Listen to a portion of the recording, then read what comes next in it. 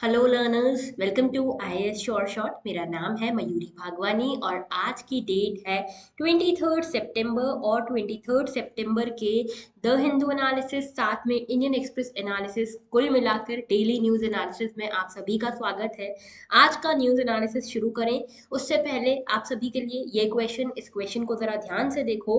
Geography का previous year question है, 2022 में यूपीएससी प्रीलिम्स में पूछा जा चुका है। इसको जरा अटेम्प्ट करो, सोच समझ के अटेम्प्ट करो और मुझे इसका आंसर कमेंट बॉक्स में जरूर से देना। ओके, कल वाले जिन लोगों ने भी आंसर्स भेजे थे मैंने सबके आंसर्स देखे हैं।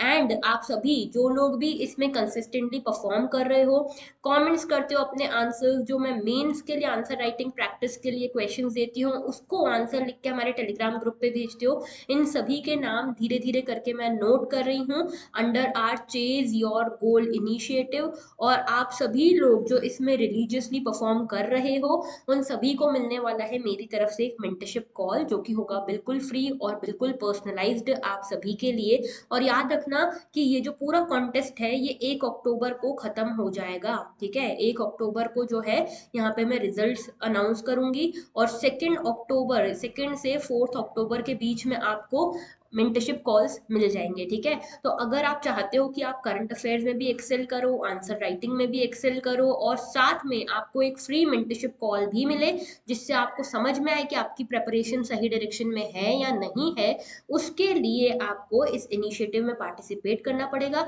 करना कुछ नहीं है, जो डेली न्यूज एनालिसिस हमारा ये वाला जो लेक्चर है इसी के पहले मैंने क्वेश्चन आपसे पूछा है ना, उसी क्वेश्चन का आपको जवाब देना है और साथ में इस क्वेश्चन का जवाब आपको कमेंट सेक्शन में देना है।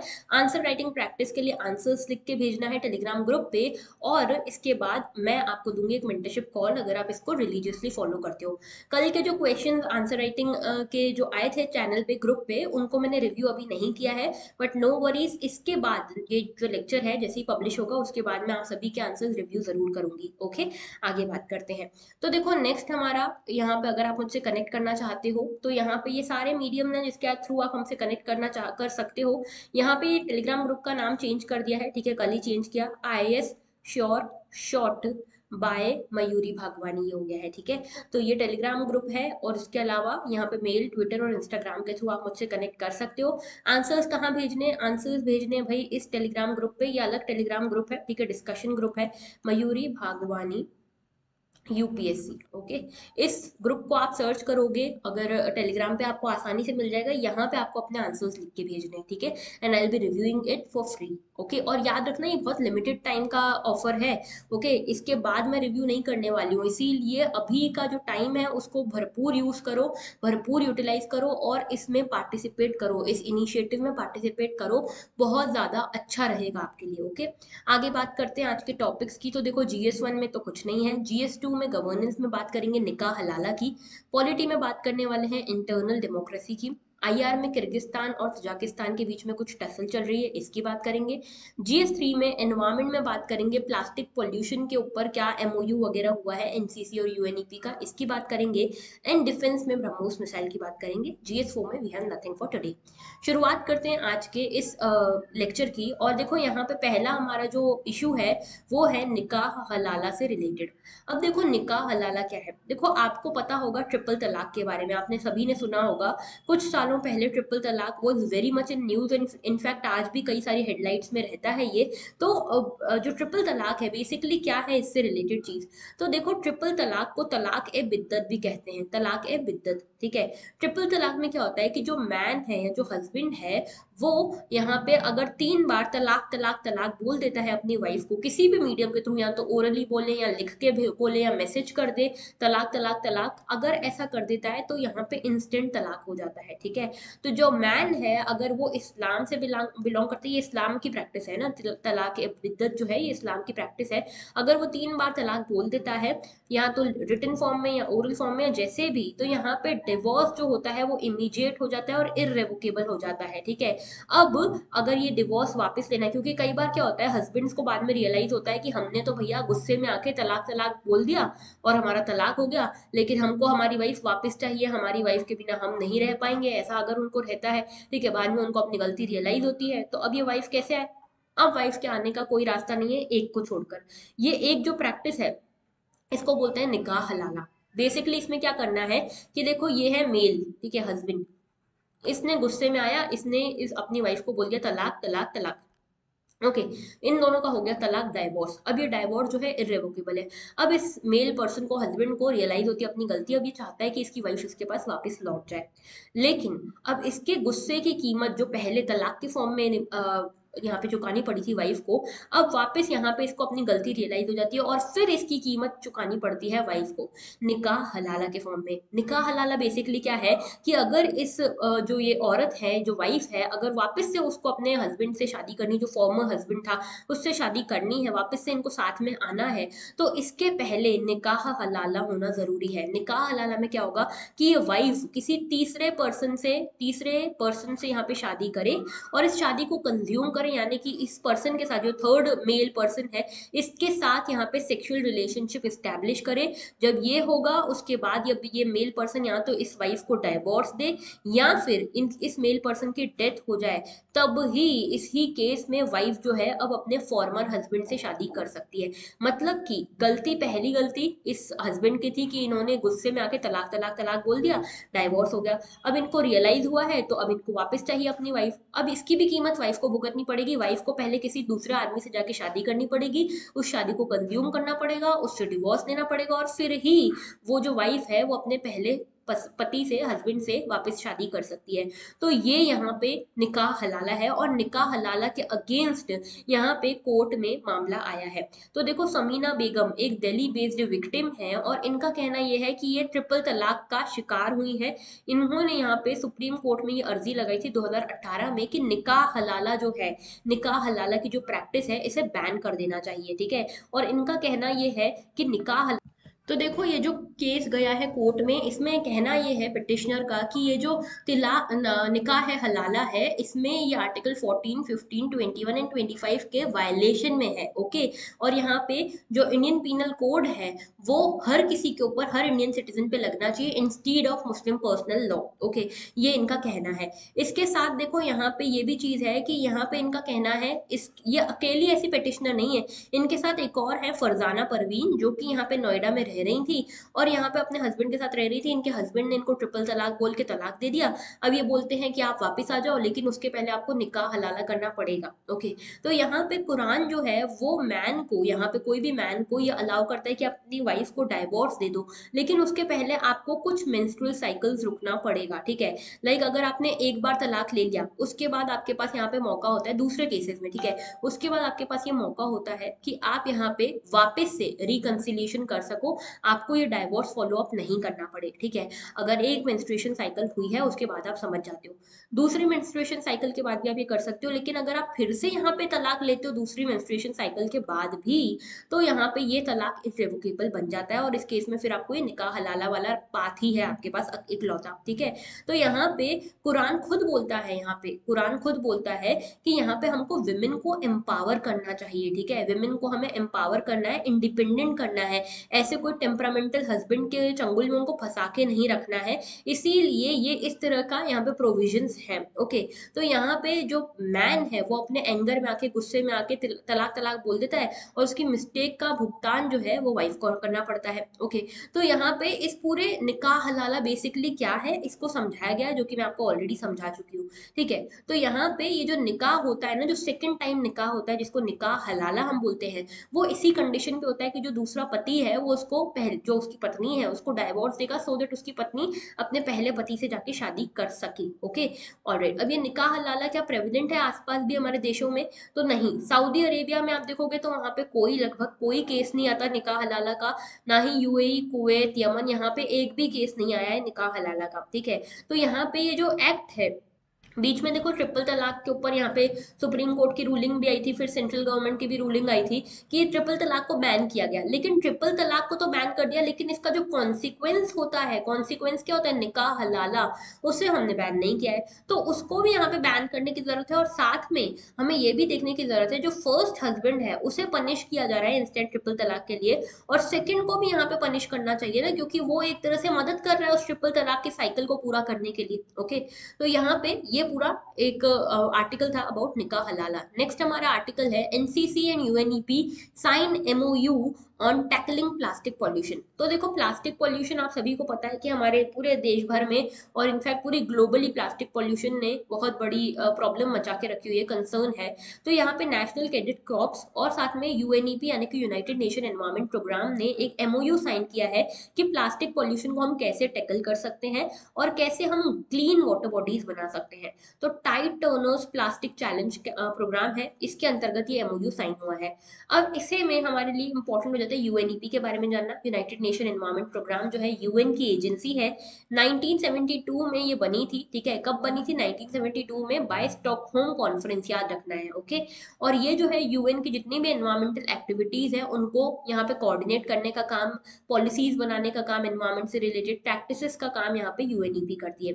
हेडक्वार्टर्स है नायरोबी केन्या में। ठीक है, बहुत ही अलग जगह पे इनके हेडक्वार्टर्स है। यूजुअली नायरोबी केन्या जो है इस तरह की जगहों पर किसी भी यूएन बॉडी के हेडक्वार्टर्स नहीं है एक्सेप्ट यूएनईपी, तो इसलिए ज्यादा याद रखना है। ओके, इसके अलावा यूएनईपी जो है ये फंडिंग भी करता है, इंप्लीमेंट भी करता है कई सारे एनवायरमेंटल प्रोजेक्ट्स को अलग अलग देशों में। साथ ही यूएनईपी जो है इसने कई सारी गाइडलाइंस वगैरह भी बनाई है, एयर पॉल्यूशन हो गया, कंटेमिनेशन हो गया, इसे रोकने के लिए। ठीक है, यूएनईपी जो है इसमें कुछ कुछ यहाँ पे कन्वेंशन है, उनकी इंप्लीमेंटिंग बॉडी भी है, जैसे ग्लोबल एनवायरमेंट फैसिलिटी की, मॉन्ट्रियल प्रोटोकॉल की, मल्टीलेटरल फंड जो है इम्प्लीमेंटेशन का उनकी। तो यहाँ पे ये सब की यहाँ पे इम्प्लीमेंटिंग बॉडी यूएनईपी है। एनसीसी की बात कर लेते हैं, नेशनल कैडेट कॉर्प, 1948 में इनको बनाया गया था।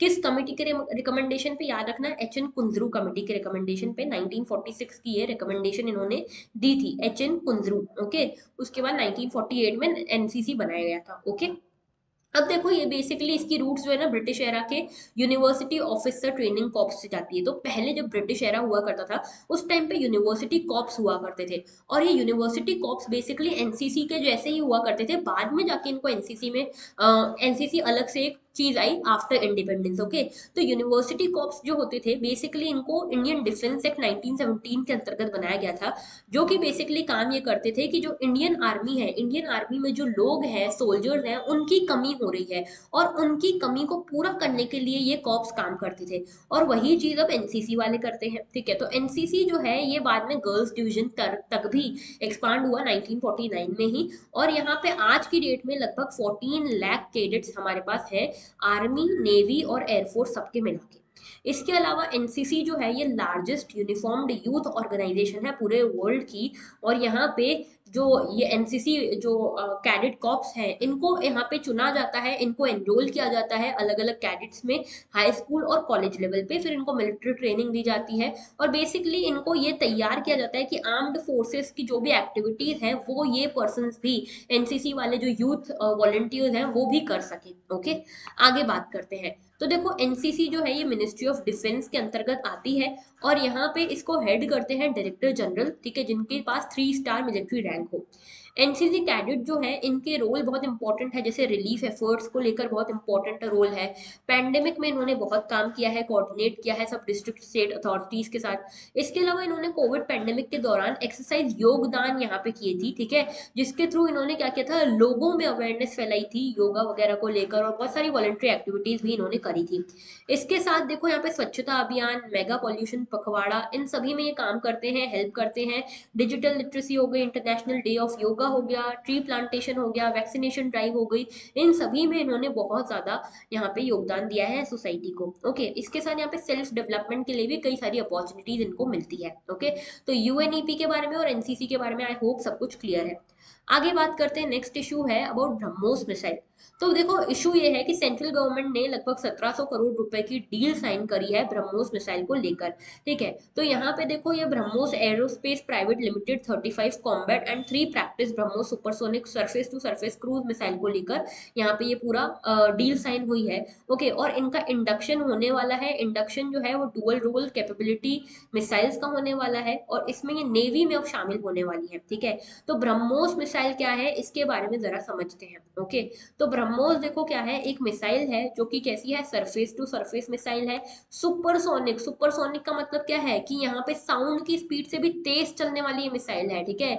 सुपरसोनिक मिसाइल है, क्रूज मिसाइल है। क्रूज मिसाइल मतलब कि जो सतह से पैरेलल चलती है, इस तरह से चलती है, ठीक है। एक होती है हमारी बैलिस्टिक, बैलिस्टिक इस तरह से चलती है, जैसे आप बॉल फेंकते हो ना, बॉल फेंकते हो तो कैसा पैराबोलिक सा ऐसे मूवमेंट करती है बॉल, वैसी ही होती है बैलिस्टिक मिसाइल, ठीक है। तो ये ग्रेविटी के इन्फ्लुएंस में चलती है। लेकिन जो क्रूज मिसाइल्स होती हैं ये पावर्ड होती हैं, बैटरीज वगैरह से गाइडेड होती हैं, इनको डायरेक्शन पता होता है कहाँ जाना है, और ये इस तरह से सतह के पास में चलती हैं और जाके डायरेक्टली हिट करती हैं टारगेट को। ओके, ब्रह्मोस मिसाइल इंडिया और रशिया का जॉइंट वेंचर है, ठीक है। और यहाँ पे इसका नाम कहाँ से आता है, दो इंडिया और रशिया की रिवर्स है, एक है ब्रह्मपुत्रा इंडिया की, मॉस्कोवा है रशिया की, इन दोनों से इसका नाम मिलता है इनको। और साथ में ये फायर एंड फॉरगेट के प्रिंसिपल पे काम करती है, ठीक है। यानी कि एक बार आपने शूट कर दिया, अब ये जाके अपने टारगेट को हिट करके ही आएगी। इसके साथ लैंड से, सी से, सब सी से, एयर से, सब जगह से इसको लॉन्च कर सकते हो। कैरिंग कैपेसिटी इसकी 300 केजी है। स्पीड इसकी मैक 3 है। मैक्सिमम रेंज इसकी 450 किलोमीटर अब हो गई है। अब आगे जाके 600 किलोमीटर भी हो जाएगी बहुत जल्दी। जब आई थी ना नई नई ब्रह्मोस मिसाइल, तब इसकी रेंज सिर्फ 290 किलोमीटर थी। इसके अलावा ये 2 स्टेज मिसाइल है। पहली स्टेज सॉलिड स्टेज है, सेकंड स्टेज जो है वो रामजेट लिक्विड स्टेज है। ब्रह्मोस मिसाइल जो है ये इंडियन आर्मी और नेवी में अभी इंडक्ट हो चुकी है। ओके, आगे बात करते हैं। तो देखो किर्गिस्तान और तजाकिस्तान के कॉन्फ्लिक्ट के ऊपर यहाँ बात चल रही है। किर्गिस्तान और तजाकिस्तान में कॉन्फ्लिक्ट क्या है, तो देखो कॉन्फ्लिक्ट ये है कि किर्गिस्तान और तजाकिस्तान, पहले तो मैं आपको लोकेशन दिखाती हूँ। देखो यहाँ पे देखो, ये मैंने स्टार इसीलिए लगाया क्योंकि मुझे और कोई मैप नहीं मिल रहा था, ठीक है। I am sorry for this. तो यहाँ पे इंडिया का जो मैप है ना काफी डिस्टॉर्टेड सा दिखाया हुआ था, इसलिए मैंने यहाँ पे स्टार लगा दिया है। Okay, because I do not want to depict any wrong map of India. Okay, because we are the aware citizen, we are the responsible citizens of India. Okay, तो मुझे और कोई मैप नहीं मिल रहा था मैं दिखाना जो चाहती थी उसके लिए, इसीलिए मुझे ये मैप यूज करना पड़ रहा है। तो देखो यहाँ पे ये है किर्गिस्तान और ये है तजाकिस्तान, ये पूरा सेंट्रल एशिया का मैप है। याद रखना सेंट्रल एशिया में कौन कौन सी कंट्रीज आती है, Kazakhstan, Uzbekistan, Kyrgyzstan, Turkmenistan, Tajikistan और Afghanistan. Very very important location है ये, क्यों, क्योंकि अभी किर्गिस्तान और तजाकिस्तान के बीच में युद्ध जैसी सिचुएशन अभी चल रही है। तो देख रहे हो ये कितनी बड़ी बॉर्डर शेयर करते हैं, लगभग देखो यहाँ से लेके यहाँ तक 1000 किलोमीटर की इनकी बॉर्डर शेयर होती है। और ये जो सारे के सारे यहाँ पे टेरिटरीज बनी है ना, छोटे छोटे बड़े बड़े जो भी यहाँ पे कंट्रीज बनी है, पहले ये यूएसएसआर का हिस्सा हुआ करती थी, सोवियत रशिया का हिस्सा हुआ करती थी। जब सोवियत रशिया यूएसएसआर का डिसइंटीग्रेशन हुआ इन 1990s, उस टाइम पे ये छोटे छोटे स्टेट्स बने, छोटी छोटी कंट्रीज बनी, जिसमें Kazakhstan, Uzbekistan, Turkmenistan, Kyrgyzstan, Tajikistan आते हैं, ठीक है। और यहाँ पे है ये अफगानिस्तान, ठीक है। तो अच्छा अब यहाँ पे ध्यान रखो कि अभी देखो मैं कल ही केबीसी देख रही थी, केबीसी में क्वेश्चन पूछा गया था कि अफगानिस्तान के साथ किसकी बॉर्डर नहीं लगती है, ठीक है। तो किर्गिस्तान उसका आंसर था। देखो ध्यान से देखना, किर्गिस्तान क्या टच कर रहा है, नहीं। यहाँ पे तुर्कमेनिस्तान, उज्बेकिस्तान और तजाकिस्तान तीनों टच कर रहे हैं। तो सबसे ऊपर आता है कजाकिस्तान, इसका कैपिटल है ये देखो अस्ताना। उसके बाद यहाँ आता है उज्बेकिस्तान, इसका कैपिटल ये देखो ताशकंद। ओके, ताशकंद याद रखना हमारे जो लाल बहादुर शास्त्री जी थे उनके ऊपर बनी भी ताशकंद फाइल्स। ओके, तो उनकी डेथ ताशकंद में ही हुई थी और बहुत ही मिस्टीरियस कंडीशन में हुई थी उज्बेकिस्तान में, है ना। और यहाँ पे देखो इन यहाँ पे बीच में ये जो आपको वाटर बॉडी दिख रही है ना, इसको बोलते हैं अरल सी। ओके, जो कि बिल्कुल सूख चुकी है आज के टाइम पे। फिर यहाँ पे आता है किर्गिस्तान। ओके, किर्गिस्तान में यहाँ पे देखो ये बिश्केक दिख रहा है। उसके बाद नीचे आता है तजाकिस्तान, ठीक है। तजाकिस्तान में ये दिख रहे हो दुशानबे। उसके बाद ये तुर्कमेनिस्तान, यहाँ अशगाबाद, और ये अफगानिस्तान में काबुल। ओके, तो ये सारी लोकेशन बहुत ज्यादा इंपॉर्टेंट है। North to south, south to north, east to west, ये सब आपसे पूछा जा सकता है इस मैपिंग कंडीशन को लेकर। आगे बात करते हैं। तो देखो किर्गिस्तान तजाकिस्तान कॉन्फ्लिक्ट की यहाँ पे बात हो रही है। ओके, तो बेसिकली कॉन्फ्लिक्ट क्या है, कॉन्फ्लिक्ट देखो ये है कि लगभग 1000 किलोमीटर की इनकी बॉर्डर जुड़ती है, ठीक है। और यूएसएसआर का पहले हिस्सा हुआ करते थे, तो काफी सारे टाइज इनके बीच में है, हिस्टोरिकल टाइज है, सिविलाइजेशनल टाइज है, हर तरह के टाइज है। लेकिन आज बहुत बड़ा इनके बीच में युद्ध छिड़ा हुआ है, लगभग 100 से ज्यादा लोगों की डेथ हुई है इस टसल में। ओके, इस क्लैशेस में, और ये बेसिकली बॉर्डर क्लैश है। और पहला रीजन इसके लिए है टेरिटरी, ठीक है। तो यहाँ पे बॉर्डर जो है ना बहुत डिस्प्यूटेड है, बॉर्डर का कोई यहाँ पे क्लियर बॉर्डर यहाँ पे डिराइव नहीं है, और बहुत ज्यादा टेरिटरी का डिस्प्यूट है, ठीक है। तो यहाँ पे कुछ हफ्तों से यहाँ पे काफी शेलिंग हो रही है, बॉम्बिंग हो रही है, वायलेंट कन्फ्रंटेशन हो रहे हैं, कम्युनिटी आपस में भिड़ रही है, ठीक है। यहाँ पे एक बाटकन रीजन है, बाटकन रीजन याद रखना, ये रीजन्स के नाम याद रखना, क्योंकि रीजन एक साइड पे आपसे रीजन पूछ लेंगे और दूसरी साइड पे कंट्री पूछ लेंगे। तो बाटकन रीजन कहाँ से है? बाटकन है किर्गिस्तान में, ठीक है। बाटकन, बाटकन आता है किर्गिस्तान से,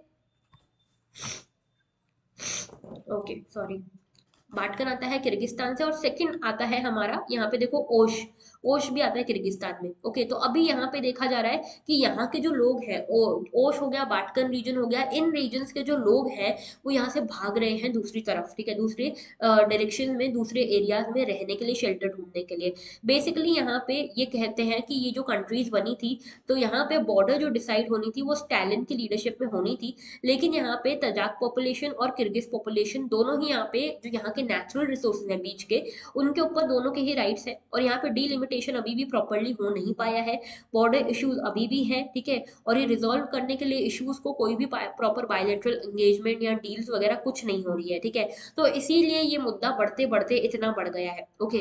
तो यहाँ पे करंट सेट जो है क्लैशेस का, वहां पे एक इशू डेवलपमेंटल इशू भी है, क्योंकि जो लोग हैं यहाँ के बड़े परेशान है, क्योंकि यहाँ का डेवलपमेंट ही नहीं हो रहा, यहाँ पे लोग एक दूसरे के ऊपर बमबारी ही करते रहते हैं, ठीक है। तो यहाँ पे जियोपॉलिटिकल स्पेस है ये, लेकिन यहाँ पे फिर भी इतने सारे कॉन्फ्लिक्ट्स हैं कि आगे ही नहीं बढ़ पा रहा। अब जैसे यहाँ पे कुछ लोगों ने सोचा कि चलो यहाँ पे पेड़ लगाए जाए, और पेड़ लगा के यहाँ पे इस एरिया को थोड़ा बहुत ग्रीनरी लाइन डेवलपमेंट जैसे भी हो, लेकिन इसके ऊपर फिर मुद्दा बन गया कि आप ऐसे कैसे यहाँ पे पेड़ लगा सकते हो।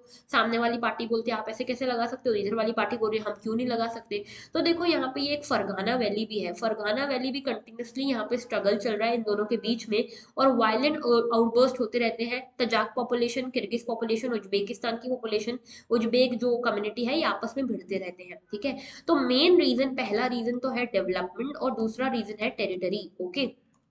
तो अभी जो पूरा मुद्दा है वो मैप को लेकर है। मैप को यहाँ पे लोग जो है, इधर के लोग उधर वाला मैप नहीं मानते, उधर के लोग इधर वाला मैप नहीं मानते। तो अगर ये सिचुएशन हमको सॉल्व करनी है, तो यहाँ पे कॉमन मैप के ऊपर अग्रीमेंट होना चाहिए दोनों पक्षों का। इसके अलावा इंटरनेशनल कम्युनिटी को भी पास में यहाँ पे आना चाहिए डिस्प्यूट को रिजोल्व करने के लिए, और जो भी यहाँ पे informal small scale governance mechanism हो सकता है उसे भी आना चाहिए, सो दैट पूरा एरिया जो है वो स्टेबलाइज हो सके, ओके।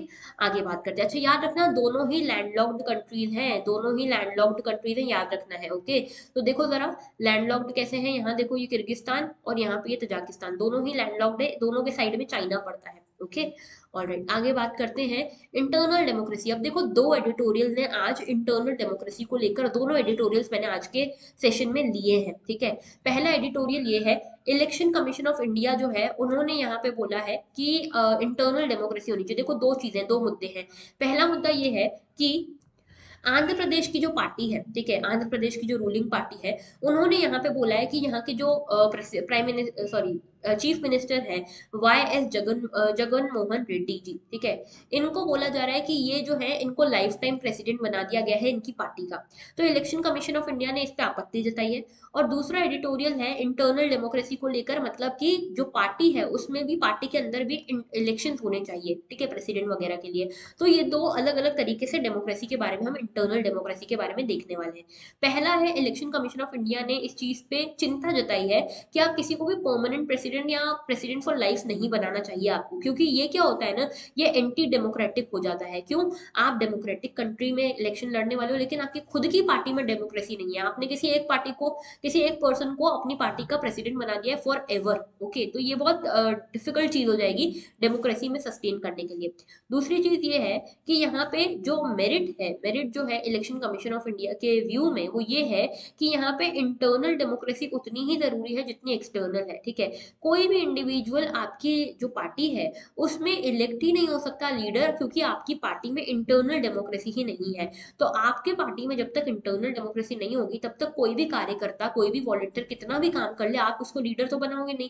तो यहाँ पर डेमोक्रेसी तो हुई नहीं, है ना। तो यहाँ पे अगर आपके पार्टी में डेमोक्रेसी नहीं है, उस वॉलंटियर ने कभी सीखा ही नहीं कि पार्टी के अंदर डेमोक्रेसी हो, तो वो एकदम से सरकार में आके कैसे डेमोक्रेटिकली काम कर पाएगा। ओके, तो यहाँ पे कोई भी पार्टी जो डेमोक्रेटिक प्रोसेस में काम करती है या पार्टिसिपेट करती है, उसको अपनी पार्टी को भी उसी आइडियोलॉजी पे, उसी डेमोक्रेसी के ऊपर गवर्न करना चाहिए, लेजिस्लेट करना चाहिए, और साथ में यहाँ पे पीरियोडिक इलेक्शंस होते रहने चाहिए for the president of party. Okay, अब यहाँ पे इंडियन पॉलिटिकल पार्टीज की बात की हुई है कि बहुत सारी पार्टीज है, जैसे बीजेपी है, कांग्रेस है, ठीक है, तो हर अलग अलग पार्टी का अलग अलग यहाँ पे एजेंडा है। जैसे कि आप देखो, बीजेपी जो है वो प्रॉपर स्ट्रक्चर्ड पार्टी है, ठीक है। कम्युनिस्ट पार्टी जो है ये भी प्रॉपर एक स्ट्रक्चर्ड पार्टी है। ओके, इसके अलावा कांग्रेस जो है, कांग्रेस में आप देखोगे लूजली स्ट्रक्चर्ड कलेक्शन यहाँ पे देखने को मिलता है इंडिविजुअल्स का, और यहाँ पे अपोजिशन जो है उनके अलग अलग यहाँ पे स्टैंड्स देखने को मिलते हैं, अलग अलग अलग हर किसी की लीडरशिप है अलग अलग बेसिस पे बनी हुई है, ठीक है। लेकिन यहाँ पे जो पॉलिटिक्स है इंडिया की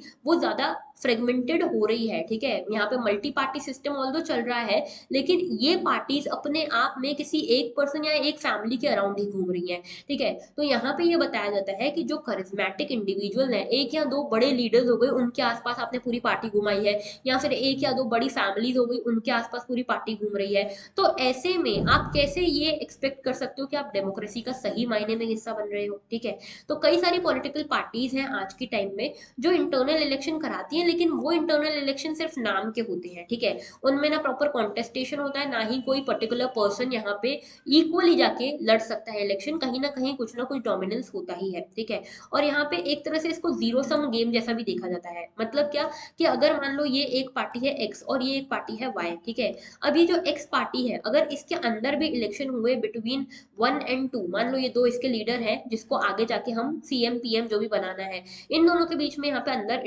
इलेक्शन हुआ, मान लो 1 जीत गया, तो 2 के बारे में, 2 के दिमाग में कैसी नेगेटिव थॉट्स आएंगे, और पार्टी अपने आप में डिवाइड होने लगेगी, तो ये पार्टी सस्टेन नहीं कर पाएगी। फिर तो आगे की बात है ना कि ये पार्टी में कौन लीडर बन रहा है नहीं बन रहा है, पार्टी नहीं सस्टेन कर पाएगी, तो ये भी एक इशू बनता है कि डिसयूनिटी फोस्टर हो सकती है। इलेक्शन कमीशन ऑफ इंडिया ये भी बोलती है कि सेक्शन 29A जो है रिप्रेजेंटेशन ऑफ पीपल एक्ट का, वो ये भी बोलता है कि जो इलेक्शन होंगे उसमें इलेक्शंस कंडक्ट कराने में जो पार्टी है उसको अपने अंदर भी इलेक्शन कंडक्ट कराने चाहिए, और लीडरशिप रिन्यू होते रहने चाहिए। ओके, हर 5 साल में रिन्यू होनी चाहिए ये। लेकिन यहाँ पे कमीशन के पास कोई स्टैट्यूटरी पावर्स है नहीं जिससे वो इस इंटरनल डेमोक्रेसी को इंश्योर कर सके, इलेक्शंस को मैंडेट कर सके। ओके, तो यहाँ पे इन सब की कमी के कारण डायनेस्टिसिज्म ज्यादा बढ़ रहा है, ठीक है। करिज्मेटिसिज्म जो है वो ज्यादा बढ़ रहा है। एक जो लीडर है, एक करिज्मेटिक लीडर है जिसका बोलते हैं ना जिसकी हवा चल गई है, जिसकी लहर चल गई है, वो करिज्मेटिक लीडर के आसपास या तो पार्टी घूम रही है, या तो किसी एक फैमिली, जिसके पापा, जिसके उसके दादा, उसके बाद जो जो भी यहाँ पे दादी परदादा वगैरह यहाँ पे जो यहाँ पे ऑलरेडी बड़े लीडर रह चुके हैं, वही फैमिली आगे जाके रूल कर रही है। तो ये जो है ये पब्लिक प्रेशर जो बन रहा है उसके अगेंस्ट बन रहा है, और पब्लिक जो है डेमोक्रेसी चाहती है। डेमोक्रेसी कैसे आएगी, जब हम इन इश्यूज के ऊपर उठ पाएंगे, इन इश्यूज को रिजॉल्व कर पाएंगे। ओके, नेक्स्ट देखो, यहाँ पे should election commission insist on inner party elections, तो क्या पार्टी के विद इन इलेक्शंस करवाने के लिए इलेक्शन कमीशन ऑफ इंडिया किसी को इंसिस्ट कर सकती है या करना चाहिए, ये हमारा मेन इशू है। तो देखो यहाँ पे इसमें बेसिकली बात ये हो रही है कि आप सभी को पता है कांग्रेस में पहले काफी लंबे समय तक सोनिया गांधी इसकी प्रेसिडेंट रही, फिर राहुल गांधी बने, फिर राहुल गांधी ने अल्टीमेटली गद्दी छोड़ दी, बोला हम यहाँ पे प्रेसिडेंट नहीं बनेंगे। अब यहाँ पे इशू ये है कि कौन बनेगा प्रेसिडेंट, तो यहाँ पे हो सकता है इसके लिए इलेक्शंस हो, तो यहाँ पे एक डिबेट छिड़ गई है। डिबेट ये है कि क्या पार्टी के अंदर भी इलेक्शन होने चाहिए प्रेसिडेंट ऑफ पार्टी को चुनने के लिए। तो यहाँ पे कुछ चीजें बताई गई है कि देखो, क्या कोई लॉ है ऐसा जो ये गारंटी करता हो या मैंडेट करता हो, तो नहीं, ऐसा कोई लॉ नहीं है, ठीक है। पहले टीएन शेषान हुआ करते थे, टीएन शेषान एक बहुत ही बड़े, बहुत ही जाने माने इलेक्शन कमिश्नर ऑफ इंडिया रहे हैं। इनके टाइम पे इनका बहुत ज्यादा दबदबा हुआ करता था, क्योंकि ये बहुत ही इंटीग्रिटी वाले पर्सन थे, बहुत ही इंटीग्रिटी वाले सिविल सर्वेंट थे। तो इन्होंने यहाँ पे काफी सारे रिफॉर्म्स भी लेकर आए इलेक्टोरल प्रोसेस में, और इन्होंने यहाँ पे ये तय करवाया कि हर पार्टी यहाँ पे इंटरनल इलेक्शन करवाएगी।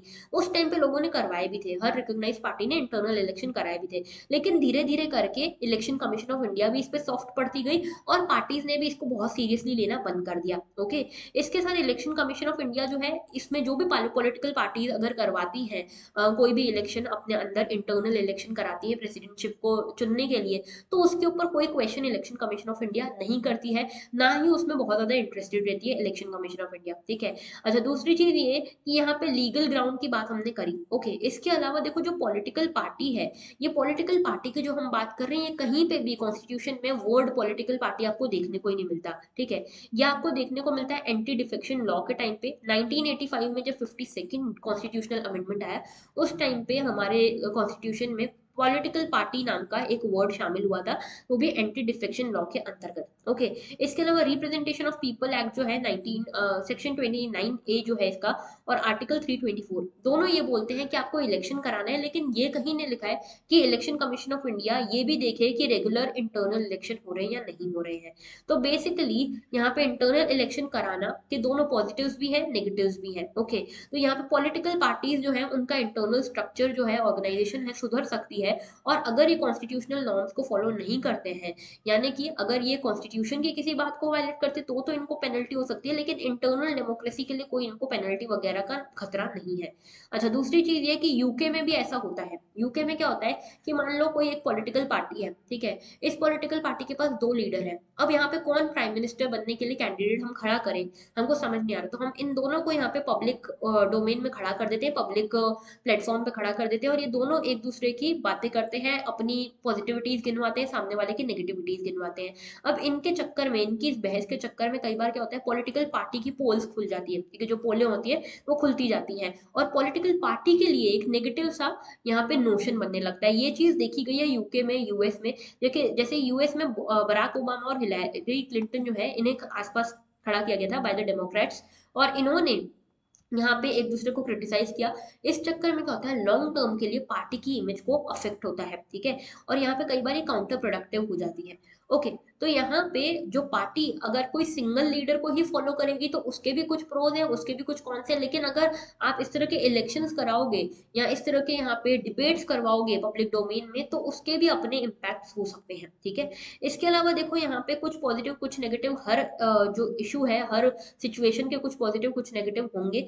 और पॉलिटिकल पार्टीज जो है वो ये कहा जाता है कि कोई होमोजेनस बेसिस पे नहीं बनती। ऐसा नहीं कि सिर्फ आइडियाज पे या सिर्फ लीडरशिप पे बनी है, उनके सबके आपस में कॉमन गोल होता है, कॉमन इंटरेस्ट होता है, ठीक है। तो ये जो इंटरनल इलेक्शन है ये जरूरी है, क्योंकि ये अपवर्ड मोबिलिटी लाता है। मतलब आप एक छोटे से नॉर्मल से कार्यकर्ता हो, लेकिन आप में कैपेबिलिटी है लीडर बनने की, तो आप अपवर्ड मोबिलिटी जो है वो एक्सपेक्ट कर सकते हो अपने इस इलेक्शन से, इंटरनल डेमोक्रेसी वाले, ठीक है। लेकिन अगर आप ये भाई भतीजावाद में लगे हो, नेपोटिज्म में लगे हो, या फिर ये सिंगल फैमिली रूल में लगे हो, तो फिर आप ये एक्सपेक्ट कभी नहीं कर पाओगे। एंड इनफैक्ट यहाँ पे ऑथर ये भी कहते हैं कि 30 साल हो गए हैं, ठीक है, 30 साल में कोई भी ऐसी पॉलिटिकल पार्टी ज्यादा बड़ी आई नहीं है जो कि यहाँ पे इस तरह की इंटरनल डेमोक्रेसी को प्रैक्टिस करती हो। आप पूरे वर्ल्ड में भी अगर बात करोगे ना, तो मैक्सिमम 4-5 का ही नाम ले पाओगे ऐसी पॉलिटिकल पार्टीज जो इन चीजों से परे है, करिज्मेटिक जो लीडर है उससे परे है, एक जो फैमिली है उससे परे है, ठीक है, पर्टिकुलर फैमिली से। यहाँ पे स्टेट फंडिंग की भी बात होती है कि स्टेट फंडिंग करनी चाहिए। अभी देखो, ये माना जाता है कि जो एक पर्टिकुलर फैमिली है जिसके आसपास पूरी पार्टी घूम रही है, ये फैमिली जो है फंडिंग का भी सोर्स बनती है, इसीलिए ये पार्टी पूरी आसपास इनके घूमती है। लेकिन यहाँ पे देखो ये चीज कही जाती है कि स्टेट फंडिंग हो सकती है, गवर्नमेंट को, यहाँ पे जो स्टेट है, गवर्नमेंट है, वो फंडिंग करे हर पॉलिटिकल पार्टी को, तो क्या ये बात सही हो जाएगी? तो यहाँ पे देखो ये कहते हैं कि स्टेट फंडिंग जो है वो एक हद तक इस चीज को सॉल्व कर सकती है, क्योंकि अभी क्या होता है, पॉलिटिकल पार्टीज को या तो भीख मांगनी पड़ती है या बोरो करना पड़ता है, जो भी करना है, ठीक है। तो फिर ये यहाँ पे इंडस्ट्रियलिस्ट के साथ जुड़ जाते हैं। अब इंडस्ट्रियलिस्ट इनकी पॉलिटिकल पार्टी में इतना इन्वेस्ट कर रहे हैं, तो फ्री में तो करेंगे नहीं, उनको भी कुछ ना कुछ चाहिए, और इसी से निकल कर आता है क्या, crony capitalism. Crony capitalism, okay. जहाँ पे जो इंडस्ट्रियलिस्ट हैं वो पॉलिटिशियन के साथ बंध गए हैं, और यहाँ पे जितनी भी पॉलिसीज बन रही हैं वो इंडस्ट्रियलिस्ट और पॉलिटिशियंस के फेवर में बन रही हैं, तो ये क्रोनी कैपिटलिज्म आ जाता है, ओके। और यहाँ पे एक फॉर्मूला ये हो सकता है कि यहाँ पे जो मनी बांटी जाए ना, फंडिंग की जाए स्टेट के द्वारा, वो वैसी की जाए कि जो पार्टी जितने वोट जीतेगी उस प्रपोर्शन में उसको उतनी फंडिंग यहाँ पे हम देंगे, ओके। तो ये एक तरीका हो सकता है। लॉ कमीशन ने भी सेम यहाँ पे तरीका सुझाया था, ओके। तो अब देखो यहाँ पे ये कहा गया है कि ये जो पार्टीज हैं इनमें इंटरनल इलेक्शंस होने चाहिए, और इन इंटरनल इलेक्शंस के अंतर्गत जो भी लीडर चुन के आते हैं यहाँ पे पार्टीज को ये सब इन्फॉर्म करना चाहिए इलेक्शन कमीशन ऑफ इंडिया को। और यहाँ पे कोई भी कॉस्ट इसके साथ अटैच नहीं है नॉन कंप्लाइंस के साथ। तो कंप्लाइंस के लिए कुछ ऐसा लॉ लेकर आना चाहिए कि अगर आप यहाँ पे इंटरनल डेमोक्रेसी स्टैब्लिश नहीं कर पा रहे हो अपनी पार्टी में तो आपके ऊपर ये पेनल्टी लग सकती है। ओके, तो ये पूरा आर्टिकल था अबाउट द इंटरनल डेमोक्रेसी। अब देखो ये हमारा क्वेश्चन है, कल का क्वेश्चन था कि अफगानिस्तान को कौन कौन यहाँ पे सराउंड करता है। अब देखो आज ही मैंने आपको दिखाया मैप, ठीक है, तो जरा मैप देखते हैं फिर से और फिर आएंगे इस आर्टिकल इस क्वेश्चन के ऊपर। यहाँ जरा देखो, ये देखो ये दिख रहा है, ये है हमारा अफगानिस्तान। अब देखो अफगानिस्तान के आसपास कौन है, जरा ध्यान से देखो, एक है तुर्कमेनिस्तान, ठीक है, फिर ये देखो उज्बेकिस्तान, फिर ये देखो तजाकिस्तान। ओके, नीचे देखो यहाँ पाकिस्तान है और यहाँ ईरान है, कहीं से कहीं तक अजरबैजान है नहीं है, अजरबैजान यहाँ आता है, ठीक है, ये देखो कैस्पियन सी के पास में आता है, ठीक है। तो समझ गए ना, कजाकिस्तान है इसके आसपास, ना अजरबैजान है, ओके, और ना ही किर्गिस्तान है। क्लियर है, तो अब देखो कहाँ पे क्या इसका आंसर होना चाहिए।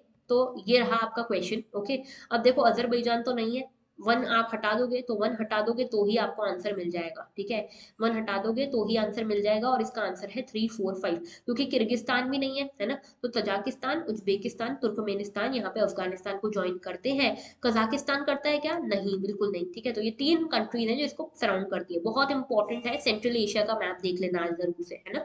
और कल का क्वेश्चन मैंने आपसे पूछा था, ये था the need of new criminal procedure act and the issues surrounding it. आज का क्वेश्चन आप सभी के सामने ये है, democratising the political parties in India will democratise Indian polity, comment. Okay, ये आपको 150 वर्ड्स में बताना है। जो कल का क्वेश्चन था इसको कैसे टैकल करना था, इसमें आपको बेसिकली करंट कॉन्टेक्स्ट में आपको बताना चाहिए था इंट्रोडक्शन, ठीक है, कि ये जो नया क्रिमिनल प्रोसीजर एक्ट है कौन से पुराने एक्ट को हटा के बना है, ठीक है। उसके बाद ये क्या जरूरत थी, नीड क्या थी इसकी, ये आपका सेकंड बॉडी का फर्स्ट पार्ट होगा। सेकंड पार्ट होगा what are the issues involve, and फिर एंड में आप दोगे कंक्लूजन कि what should be the way forward. Okay, तो इस तरह से स्ट्रक्चरिंग करनी थी। नाउ देखो आज के लिए इतना ही था। अगर आपको लेक्चर अच्छा लगा हो तो लाइक जरूर करना, कमेंट जरूर करना, शेयर करना मत भूलना, एंड सब्सक्राइब करना तो बिल्कुल मत भूलना। That was all, thank you for watching and have a very good day.